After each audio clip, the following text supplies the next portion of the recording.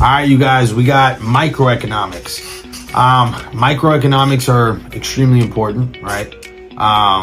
Equally, I wouldn't say more, but equally as important as macroeconomics. I guess you can say more depending on what region you're in, if you're in somewhere like more volatile or something like that. But anyways, story time, right? So I got a property, and I found out that a new law had passed that said that you couldn't have like more than 2 last names or something like that within the properties as like a rental, like on the lease.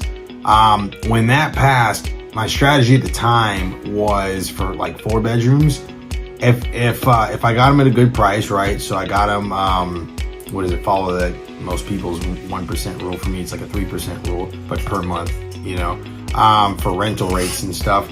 I turned around and I got this like 4 bedroom. It was a mobile home, and my strategy for it was to rent it out by the room, because then I can get way more than what the total rent rates are supposed to be, which is great. Everyone loves that. And then on top of that, some of the benefits of that is that when you have to evict somebody, you don't have to worry about not being able to get into the house, whatever it is, mobile home, stick built, slab, whatever. You just have to worry about getting them out of that room, So you still can walk in, the other tenants will let you in. You just have to get rid of that one person, So there's a few different benefits to it. However, I have the neighbors turn around and say, because a lot of time homeowners that are living in their home do not like it, especially when college kids are living next door, and there's so many of them because they all have significant others. They're all into partying, drugs, whatever.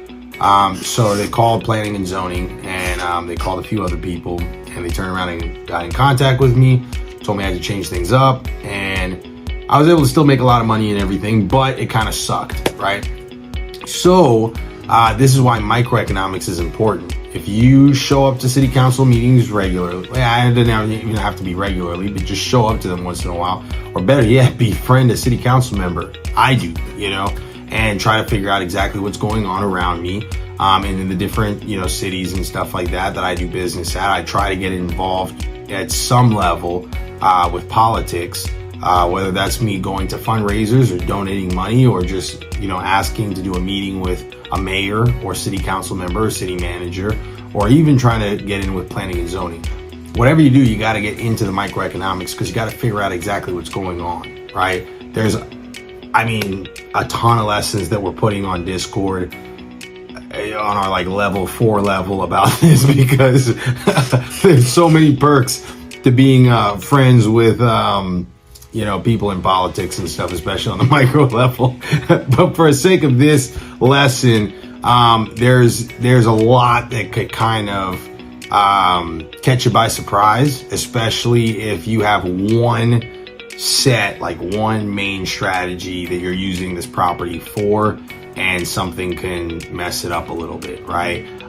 Down to, city limits being more strict on permits versus non-city limits. You can get away with a lot more, if you're paying attention to your city, and to see where exactly their focus is on, especially in real estate. You can figure out what's going on, property improvement and development zones and stuff, opportunity zones they're called.